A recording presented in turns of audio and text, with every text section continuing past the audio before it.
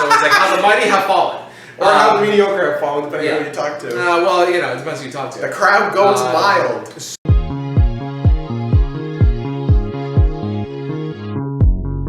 Yeah, so welcome back, guys, to another episode of Life Chats. Whoa. We're doing 2. Oh man, back to back. Literally going to be a week apart. How they were going to be uploaded. Nope. I'm calling it because I have the ability to now. Yeah. So if for people, make sure I upload this one before the other one. Oh, sorry, the other one before this one, because otherwise that would make no sense. So if you watched our last episode, take 2. If you watched our last episode, Michael flew off the handle and I'm kidding. Didn't hear you this bus you threw me under. So I agreed with everything you said. So I'm throwing myself right under it. So Michael had you had a hot take on the Amber Heard Johnny Depp. I didn't have a hot take. I had a good take. You had a good take. Let's get that straight. Is a hot take a bad thing? It's a controversial take. Would be a hot take. Okay. Some of the stuff I said might be perceived as a hot take, but my That is a main good points take. were right. Good. Right. What? Rate. Rate. Dude, I heard rape in there. I said rate. Okay, I was just like, whoa, Right. Michael, yikes. I said rate, but I meant right. Okay, thank you for clarifying. Whoa. Jesus. So, if you watched last week's episode, then you'll understand what we're talking about. How there's this emergence in the last year or so of what they call cancel culture, and you actually referenced that in the last episode. Yes.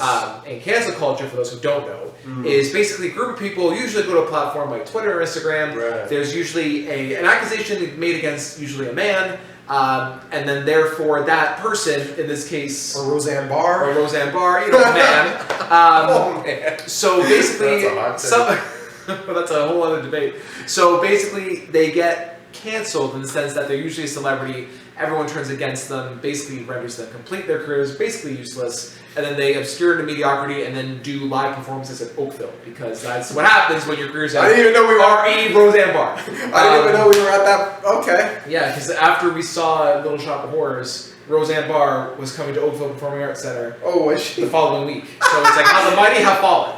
Or how the mediocre have fallen, depending on who you talk to. Well, it depends who you talk to. The crowd goes wild. So, basically, with this whole cancel culture thing, I was reading an article here that I thought was actually really interesting from Jonathan Kay of National Post. He was writing how in the many op-ed denunciations of cancel culture that get churned out, a common theme is that we've all become too quick to take offense, i.e. millennials. No! I'm offended. What? But having spent last few years interviewing cancel culture victims, I can attest that the real driver of mob-running silence campaigns isn't offense. It's a desire to demonstrate power. So what I want to know, because I don't spend a lot of time on social media. I barely use Twitter because I go to my timeline and the first thing I'm greeted with is people arguing. And I'm like, I really don't care to see people squabbling over non-issues or a literal nobody like myself going on about how the POTUS speech at the State of the Union address was horrendous and like I don't need to know that. It's great that but people have an opinion, but then you go to a platform like Twitter to expect everyone to follow along with it, and it's just like, don't you love when Facebook people on Facebook argue about politics? When did Facebook become arguing about politics? Yeah. And we're just that's a whole problem, and it happens. So I don't use social media that I don't use social media that much because of how toxic it really is. So I mean, I feel like you've had more experience in this in this platform based on your own interactions with people, and now I didn't really think of it like that before. How it's more a flex of power, rather than actually buying into the cause that you're trying to support. Right. Now, do you feel like that when it comes to cancel culture and the Me Too movement and stuff like that? Because in the last episode we were talking about how really it's guilty until proven innocent now in today's culture. Now, do you feel it's, again... I can't wait for the reaction coming my way from that, but go on. But do you feel, Michael, that it truly is people who are desperately looking to attach themselves to something bigger, to be part of a collective, to be part of a community. Oh, yeah. And so they're so emotional and quick to just jump on the bandwagon because, oh, well, I'll get the adoration of my peers by agreeing with it, whether I truly do or not. Or do you think it really is these people feeling that these celebrities that are being canceled deserve it? Go woke, go broke. I'm joking. No. Hashtag Trump 2020. What were you hiding, Nancy? So, well, no, anyway, Hillary Clinton. Anyway, so I think, look, there's some people like allegations of Louis C.K. pleasuring himself and all that stuff. Like, that stuff is gross. Like the Harvey Weinstein thing where it's... No, it's a witch hunt. Did you see? It's a witch hunt. He's on a walker now because everyone's on him. Where did this come from? You never had a problem. Yeah, and all of a sudden, oh, I'm dying. It's the shade of the people is killing me. Yeah. Oh, jeez. So, yes, I think people... Oh boy. Y'all not going to like this, but this is something I say a lot, and I don't know if I say this a lot around you, but I do say this a lot, is that people are sheep. People are sheep. I've heard that before. People I've heard you say that before. Thank you. Okay, so I have said it with you. Yep. So people are followers. People are sheep. They're just going to, and this brings me to an analogy when I was working at the CN Tower. Sorry, flashbacks from Nam. Actually, you know what? I had a good time there the first 2 years. There were parts. Yeah. Yeah, there were some bright spots. But here's the analogy I like to make from you. The CN Tower, when you go in there, after you get through the security checkpoint, there's 7 different doors to go in. There was like 7 or 8. If someone opens the door, everyone goes in a line in the one door. They don't try the other 6 or 7. Okay? And I think that analogy is really apt with just people as a collective and jumping on bandwagons and cancel culture and everything like that. I think that is very apt because when we see something, we want to latch on to it, we want to be part of it, and just hold on. And sometimes that's the hill you die on. I mean, eventually, most of the cases, you tether off.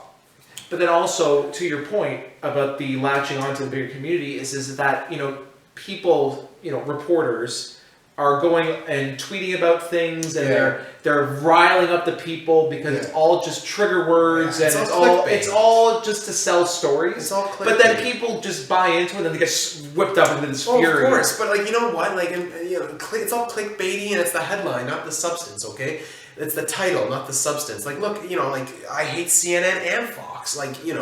Although my liberal friends think I'm conservative, my conservative friends think I'm liberal. Go figure that out. So where does Michael lie? Leave a comment down below.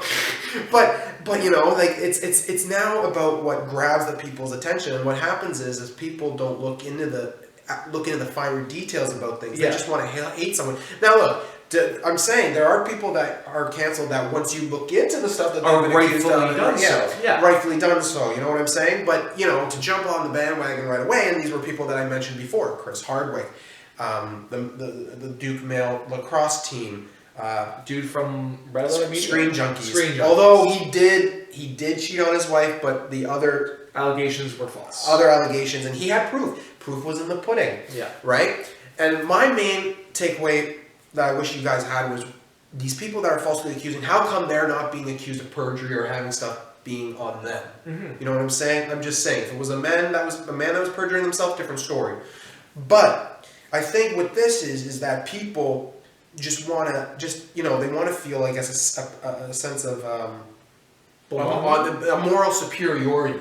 Okay. Moral superiority, right? So with me, depending on who you talk to in that previous episode that we put on, when I had the emotional, the emotional whiplash, and I was very passionate about what I was saying, people are probably going to look at how I presented myself rather than the substance. And that's what I'm expecting. And that's right? Wrong. Yeah. And that's wrong. You have to look at the finer details. Now again, would you agree that more people are more like sheep? I think I would agree that a lot of people are bystanders, yes. Yes, exactly. Which is the same thing. Yeah. So, having said that, I mean, people do want to be have a moral compass. I've had people give me advice, and I'm like, you're the last person to give me advice about anything. Like I'm, like I always consider that the source when people just, want to give me advice and stuff, like who it is that's giving me the advice. Right? And then you think about it, you're like, are you in a position to give advice? Really? You're giving me I'm sorry, I'm the one on shaky moral ground. Like, you know what? Like, that's not a shot to you, but I'm just saying. So, I mean, people do want to have that. They want to have that power. That power. I guess if you want to call it power, although you're commenting on a Twitter feed, how much power can you possibly have?